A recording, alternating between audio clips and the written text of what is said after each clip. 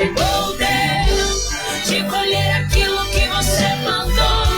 Você é filho amado do Senhor e Ele não te abandonou. Chegou o tempo, Ele está te curando e renovando agora. Escreve pra você uma nova história. Ele chegou nesse processo. Chegou o tempo de colher aquilo que você plantou. Você é filho amado do Senhor e Ele não te abandonou. Chegou o tempo.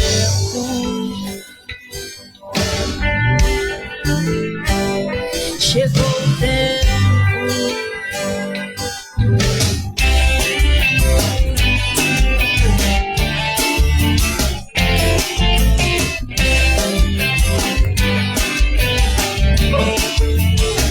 Oh, glória a Deus, que coisa boa, não é? Tudo tem o seu tempo debaixo do sol, já diz o escritor de Eclesiastes, não é? Bem, vamos para uma mensagem da palavra do Senhor para a nossa vida. Deixa eu só me encontrar aqui. Louvado seja Deus. Se você, depois do programa Jesus na Hora Certa, você pode dar uma passadinha lá nas redes sociais e seguir o PH por lá, tá bom? Nós estamos como Jesus na Hora Certa, lá no Instagram, Jesus na Hora Certa PH. Também temos um canal lá no YouTube, que é Jesus na Hora Certa PH. No TikTok, nós estamos nas redes sociais compartilhando aquilo que glorifica e que exalta o nome do nosso Senhor e Salvador Jesus Cristo. E eu quero trazer uma palavra de Deus para a sua vida. Aproveita e compartilhe com as pessoas que você gosta, porque tem algo de Deus para mim, para você, para nós compartilharmos nesta manhã. Eu ando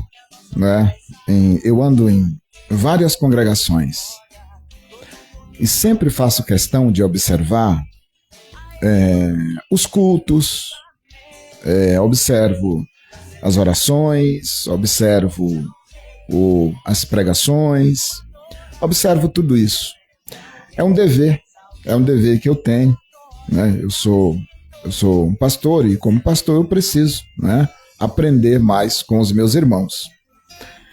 E em muitos lugares eu aprendo muito, porque eu vejo homens de Deus e mulher de Deus fazendo coisas, Deus fazendo coisas através de homens e mulheres de Deus que me deixam alegres, né, por um lado, e me deixam também frustrado por outros, porque eu me sinto tão pequeno, né? Tão fraco, tão incapaz. Eu vejo Deus trabalhando na vida de pessoas de maneira gloriosa, de maneira poderosíssima. Eu conheço pessoas que impõem as mãos sobre o enfermo é curado. Eu conheço pessoas que têm o dom de falar em línguas. Eu conheço pessoas que têm a autoridade de Deus sobre a vida dela de maneira assim impressionante. Louvado seja Deus por tudo isso. Deus tem os seus na terra. A Bíblia diz que Deus trabalha com os moradores da terra e com os exércitos dos céus. Deus tem o seu povo na terra escolhido e por meio daqueles que ele escolheu, o Senhor faz maravilhas. E como é bom a gente saber que Deus faz maravilhas na terra por meio do seu povo. Deus é grandioso. Então, quando eu frequento algum lugar, quando eu estou em algum culto, algo assim, e eu vejo o Senhor fazendo maravilhas na vida das pessoas, pelas mãos de pastores, diáconos, não importa o título, o cargo, mas quando eu vejo Deus fazendo essas maravilhas, como é bom. gera uma esperança dentro da gente, gera uma esperança viva e nos anima para a gente buscar a presença de Deus. Buscar a presença de Deus pela oração, pela súplica, pela leitura da palavra e pela consagração. Existem pessoas que receberam dons maravilhosos das mãos do Senhor Jesus pelo seu Santo Espírito. A Bíblia diz que o Espírito Santo, ele compartilha, né? Ele entrega os dons a quem ele quer e da maneira que ele quer. E isso é confortador, isso é consolador. Pelo outro lado, eu também vejo muita gente querendo fazer, ou querendo que Deus faça as suas próprias vontades. E são esses que, na minha opinião, acaba que me decepcionando muito. Porque Deus é Deus sobre tudo e sobre todos. Não que eu não possa pedir a Deus para que Ele faça a minha vontade, desde que a minha vontade esteja alinhada com a vontade de Deus. Desde que a minha vontade esteja alinhada com as Escrituras. Desde que a minha vontade ela esteja dentro do propósito de Deus. Porque Jesus Cristo disse assim, lá em Mateus capítulo 6, que quando nós orarmos, é para orarmos assim: Senhor, que seja feita a sua vontade, assim na terra como no céu. Ou seja, na minha casa, na minha vida, na terra, deve ser feita a vontade de Deus, porque no céu é a vontade de Deus que é feita. Então, quando nós não entendemos isso, nós acabamos que criando o nosso próprio Deus, criando o nosso próprio evangelho, criando as nossas próprias orações, criando o nosso próprio céu, o nosso próprio Salvador, porque assim, o que vai ser feito é a nossa vontade. O que vai ser realizado são os nossos desejos. O que vai prevalecer é aquilo que eu quero, aquilo que eu desejo, a minha visão. Não é a visão de Deus. Não é a vontade de Deus. Não é aquilo que Deus quer. E nós acostumamos, pela nossa religião, a criar um Deus que nos obedece. Um Deus que não ousa de maneira nenhuma a nos desobedecer. Então nós ensinamos a Deus, nós determinamos e nós estamos dizendo ao Senhor: olha, Senhor, o Senhor faça isso e faça aquilo. É isso que eu tenho visto em muitos lugares. Por isso eu quero ler um texto das Escrituras para você, que está em Isaías capítulo 43, a partir do versículo 13. Isaías 43 e versículo 13. E a partir daí nós vamos discorrer um pouco sobre isso. Isaías 43, 13 diz assim: ainda antes que houvesse dia, isso é Deus falando, ainda antes que houvesse dia, eu sou. Eu sou é o nome de Deus, o qual ele revelou a Moisés quando o fogo estava na sarça e a sarça não se consumia. Lembra? Moisés estava no deserto, ali cumprindo com o seu dever, cuidando das suas ovelhas. De repente, uma sarça começou a pegar fogo. E o Moisés falou assim: mas que mistério é esse? Que a sarça não queima, o fogo pega e a sarça não queima. Que mistério é esse? Então Moisés diz: eu me virei para ver, e quando eu me virei, Deus falou. E na conversa que Deus teve com Moisés, o Moisés perguntou o nome de Deus, e ele disse assim: olha, eu sou. Quando você chegar no Egito, diga: o eu sou, ou grande eu sou, me enviou. Então, em Isaías 43, 13, diz assim: ainda que houvesse dia, antes que houvesse dia, eu sou, e ninguém há que possa fazer escapar das minhas mãos. E aí o final desse versículo, que todos nós conhecemos, que é: operando eu, quem impedirá? Operando eu, quem impedirá? Diz o Senhor. Mas aí eu vou aqui até o versículo 15, diz assim: eu sou o Senhor vosso santo, o Criador de Israel. Não, no versículo 18, não vos lembrei das coisas passadas, nem considerais as antigas. Eis que farei uma coisa nova, e agora sairá a luz. Porventura não a sabeis? Eis que porei um caminho no deserto e rios no ermo. Esse é Deus. O Deus das Escrituras é um Deus que não deve explicações para ninguém. O Deus das Escrituras é um Deus que não depende de absolutamente ninguém.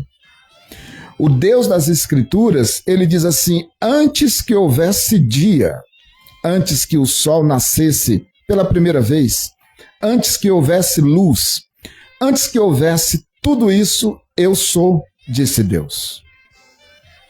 O Deus das Escrituras é o Deus que fez todas as coisas pela palavra do seu poder.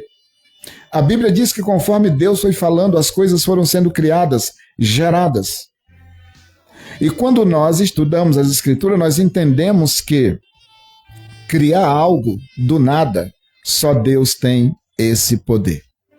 Então, o Deus que nós criamos, que é aquele Deus que obedece às nossas ordens, que faz apenas aquilo que nós queremos, esse não é o Deus das Escrituras, não.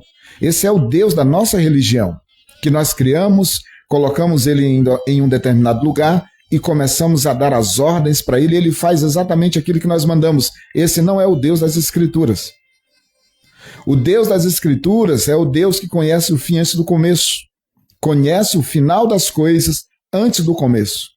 O Deus das Escrituras é o Deus que criou todas as coisas, desde as coisas naturais e as coisas espirituais, criou todas as coisas pelo poder da sua palavra.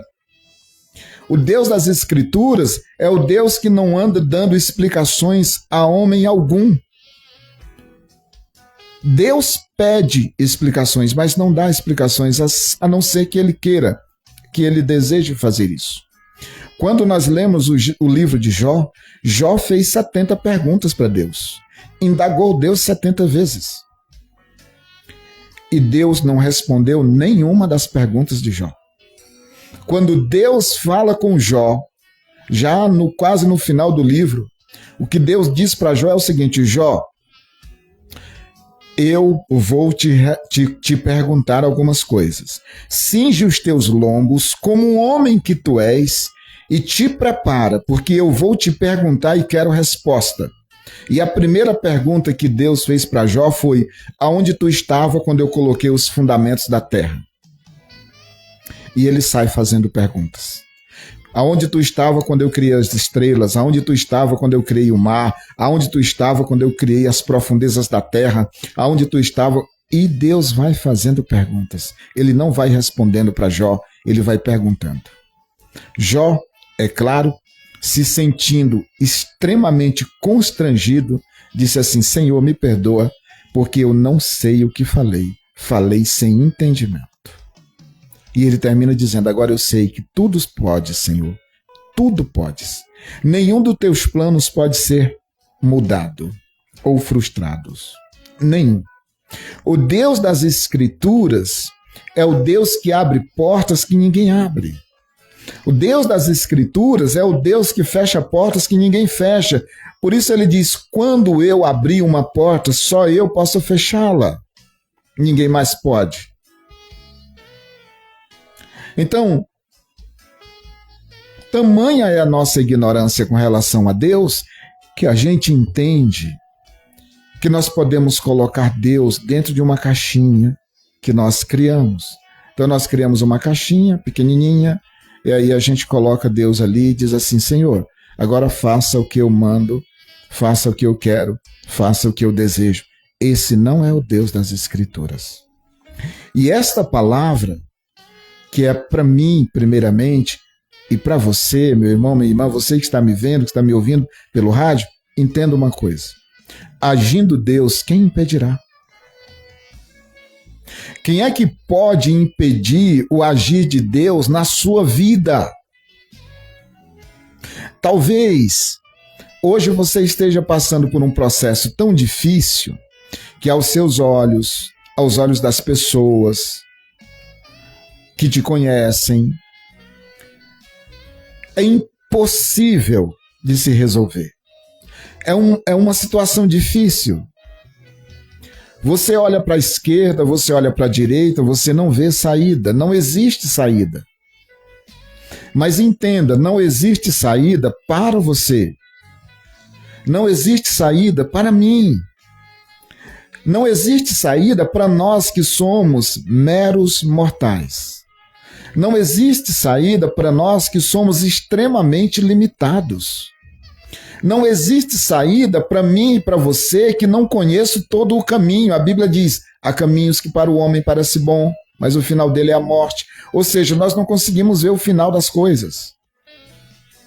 Não existe saída para mim e para você que temos uma capacidade limitadíssima de tudo, de ver, de observar, sabedoria. Nós temos a nossa capacidade é pequena demais. Por isso que nós olhamos para os problemas e não vemos saída.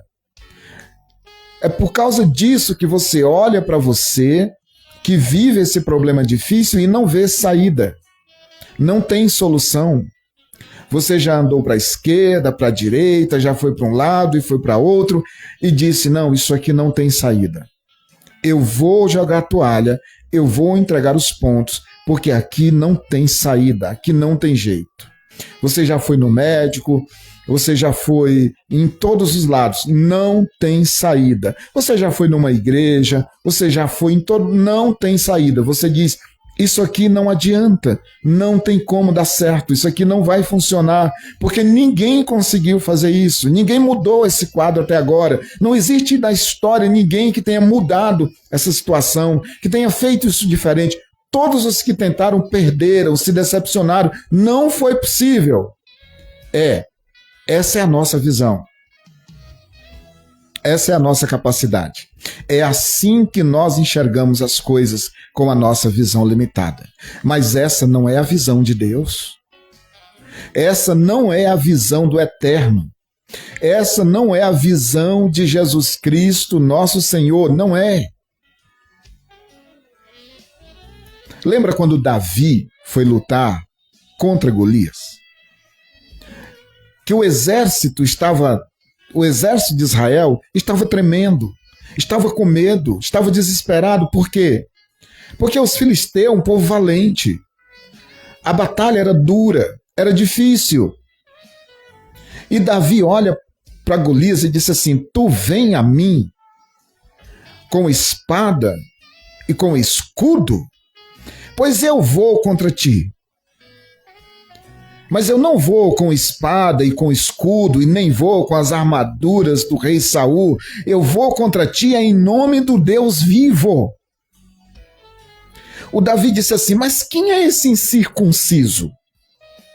Incircunciso significa dizer que o povo filisteu não tinha pacto com Deus como tinha o povo de Israel. Ele disse assim, mas quem é esse incircunciso que afronta o Deus de Israel? Não, não pode ser. Não pode ser. Pois se ninguém vai contra ele, eu vou. Mas eu não vou na minha força e nem vou no meu poder. Eu não vou na força da espada e nem vou na força do escudo. Eu vou contra esse incircunciso, mas vou em nome do Deus vivo. Eu vou em nome do Deus de Israel. Eu vou em nome do Criador. Golias passou. Davi também passou. Mas Deus não passou. A palavra de Deus não mudou. Não muda. Deus continua sendo o mesmo Deus.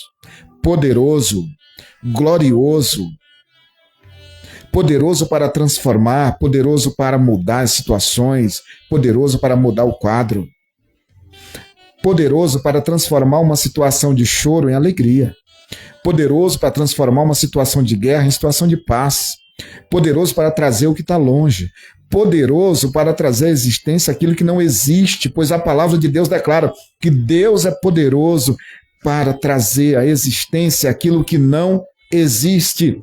Por isso, essa situação que você vive hoje não é o fim. Não é o fim porque Deus não decretou o fim. Pode estar difícil? Pode. É possível? Sim.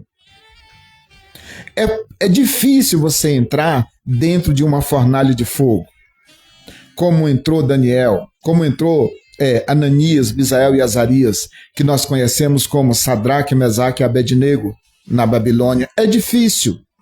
É difícil porque eles não estavam vendo quem já os esperava dentro da fornalha. Deus não os livrou da fornalha, Deus os livrou na fornalha. E o milagre é maior ainda, porque a Bíblia diz que eles entraram na fornalha. Mas nada, nem um fio de cabelo do corpo deles foram queimados, a não ser as cordas que os manietavam, que os prendiam. Por quê? Porque Deus é poderoso para quebrar as leis. Ninguém pode entrar dentro do fogo sem se queimar, desde que Deus não quebre as leis, mas ele pode quebrar as leis que ele mesmo constituiu. E ele disse, pode vir, não vai queimar, não vão sofrer nada, porque eu vou estar no fogo com vocês, eu vou estar na fornalha de fogo com vocês. E eles foram e provaram e viveram uma experiência que aos nossos olhos é impossível de se viver. Sabe por quê? Porque é Deus quem determina. A situação pode ser difícil, pode ser uma fornalha, mas se Deus estiver conosco nela, as leis do fogo têm que ser quebradas e nós vamos passar. Daniel, lá na sua idade, já idoso, aos seus 60 ou 70 anos de idade, foi jogado na cova dos leões. Nós conhecemos a história. E o rei, no dia seguinte, entristecido, foi até o local, baixando a cabeça, disse, Daniel, servo do Deus vivo, tu está aí? E Daniel disse assim, sim, senhor rei, eu estou aqui. Porque o Senhor Deus, o meu Deus, enviou seus anjos, seu anjo, e fechou a boca dos leões. Sabe quem não deixa o fogo te consumir? Jesus Cristo. Sabe quem fecha a boca dos leões? Jesus Cristo. Sabe quem te tira dessa situação difícil? Jesus Cristo. Sabe quem é que está com você no meio dessa situação? Sabe quem está com você? Jesus Cristo. Ele está com você, Ele está comigo, Ele está conosco, porque agindo Deus, quem impedirá? Deus é todo-poderoso, Deus não é criado, Deus é criador. Deus não obedece ordens, Deus dá ordens. Ninguém pode determinar o que Deus pode fazer, mas Ele determina. A vontade que prevalece, a vontade de Deus não é a nossa. O nosso Deus é Deus que muda a história, transforma a história. Deus não se submete à história, Deus não se submete ao homem, Deus não se submete a nada e nem a ninguém, porque Ele é Senhor de todo e de tudo. Ele é sobre tudo e sobre todos. Filipenses capítulo 2, a Bíblia diz que Deus deu um nome a Jesus, que é sobre todo nome, para que diante do nome de Jesus se dobre todo o joelho dos que estão no céu, na terra e debaixo da terra, e toda língua confesse que Jesus Cristo é o Senhor, para a glória de Deus Pai. Deus não se submete à vontade do homem. Por isso ele diz assim, Isaías 43, antes que o dia chegasse, antes que houvesse o dia, eu sou. É eu que faço todas as coisas. Aquietai-vos e sabei que eu sou Deus, disse o salmista. Portanto, quando Deus decidir mudar a sua vida, a sua história, Ele vai fazer. Não é a sua condição social que vai impedir Deus de agir na sua vida. Não é a sua condição, a sua capacidade de conhecimento que vai mudar se Deus resolve mudar a sua história. Não é o lugar que você mora, não é o livro que você lê, a igreja que você frequenta, o trabalho que você faz, não é a tua condição que vai mudar a opinião de Deus com relação a você, não. Quando Deus decide fazer, Ele faz e ponto final. Deus não vai ter medo das consequências. Deus não vai olhar para você e vai dizer assim, olha, a situação que você vive é uma situação tão difícil que nem eu posso mudar, por isso eu não posso fazer nada por você. Não, quando Deus decide fazer, Ele faz e ponto final. Ele é Deus e ponto. E se Ele decidir que não vai fazer, não adianta. Se Deus decidir que não vai fazer, eu posso vir aqui, o Papa pode vir aqui, o pastor qualquer pode vir aqui, ele pode gritar, ele pode falar, até a sua garganta sai sangue. Não adianta, Deus não se dobra. Deus não se dobra. Deus é eterno, Deus é o Todo-Poderoso. Antes que houvesse dia, Deus já é. E Jesus Cristo diz lá em Apocalipse, eu era, eu sou o que há de vir. Esse Deus que nós servimos. Se você vive uma situação difícil na sua vida hoje, e Deus diz assim, eu não vou agir nisso. Está dito. O que Deus fala vira lei. Está dito. Está decretado. Se Ele diz, eu não vou fazer, pronto. Pronto.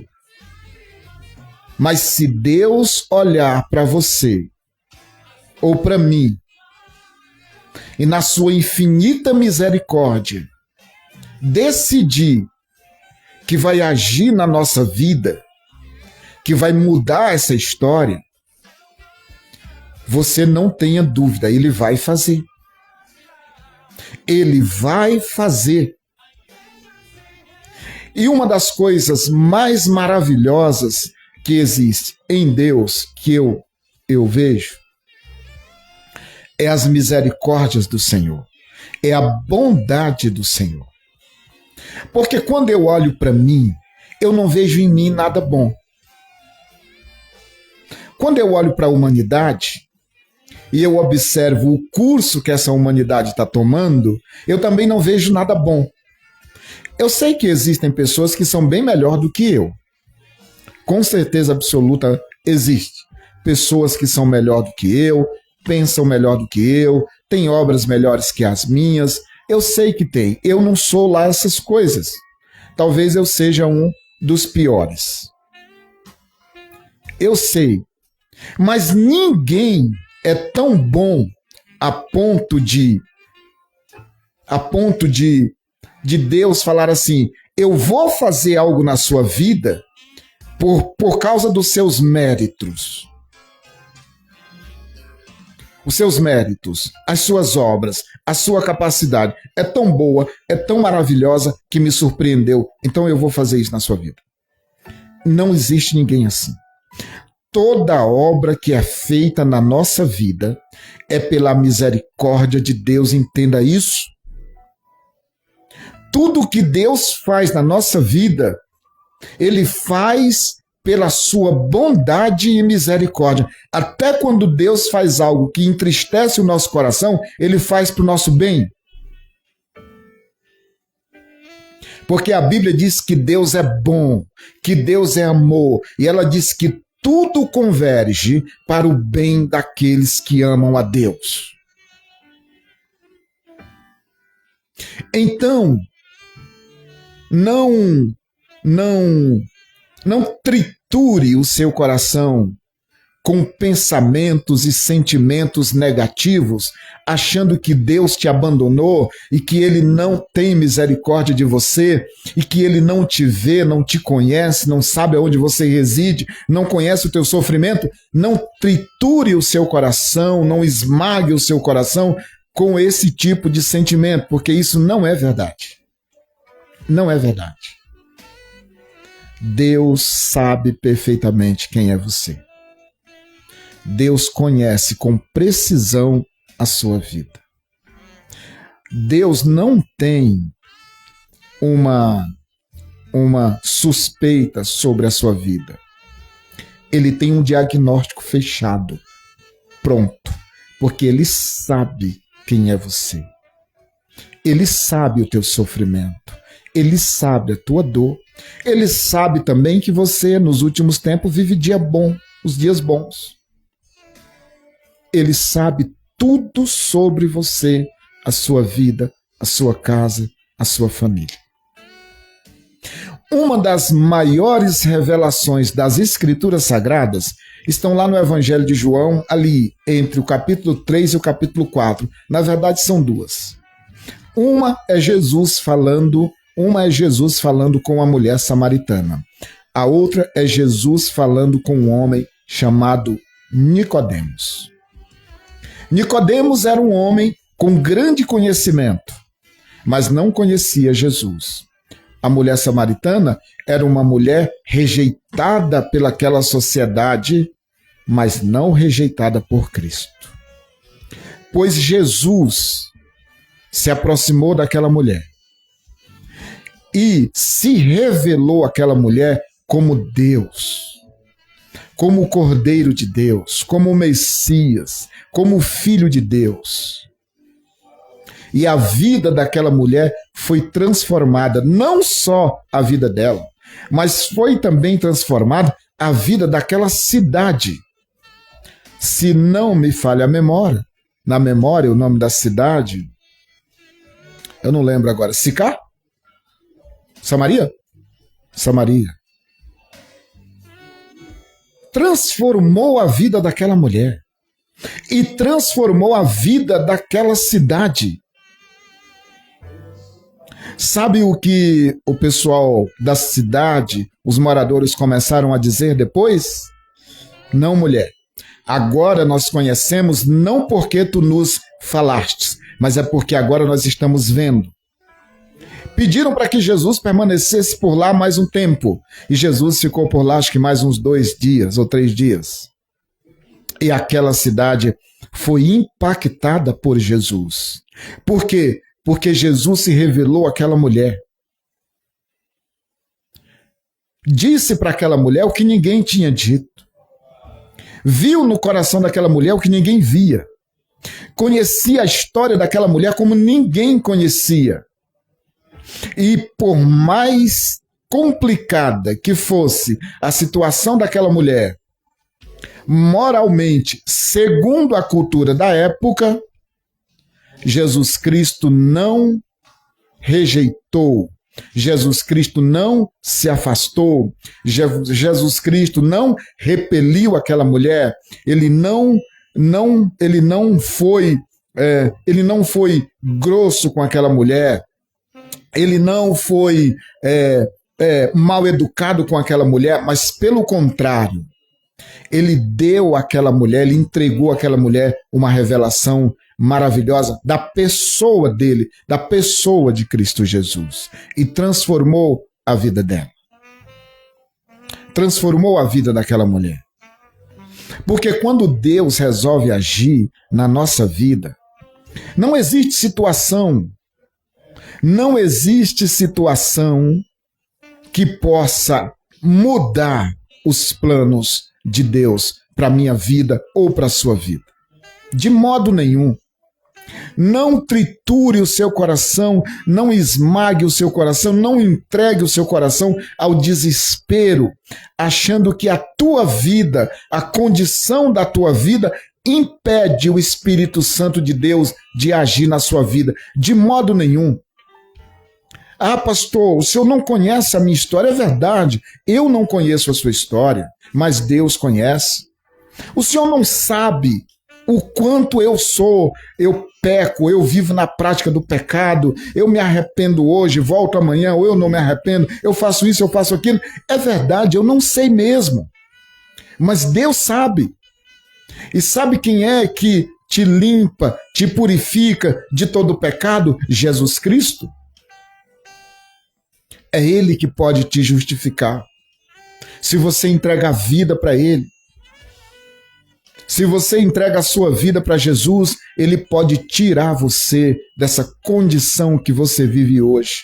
nessa condição de amargura, nessa condição de dor, nessa condição de tristeza, nessa condição de fracasso, nessa condição que você já não suporta mais, você não aguenta mais, isso está consumindo a tua alma, isso está consumindo a tua alegria, isso está consumindo a tua vida, e tu tem a cada dia se entristecido mais. Pois deixa eu te dizer, eu estou te falando de um Jesus que pode tirar você dessa condição. Eu estou te falando de um Jesus que pode mudar a tua vida, pode mudar a vida da tua família, pode mudar a tua história. Jesus pode mudar.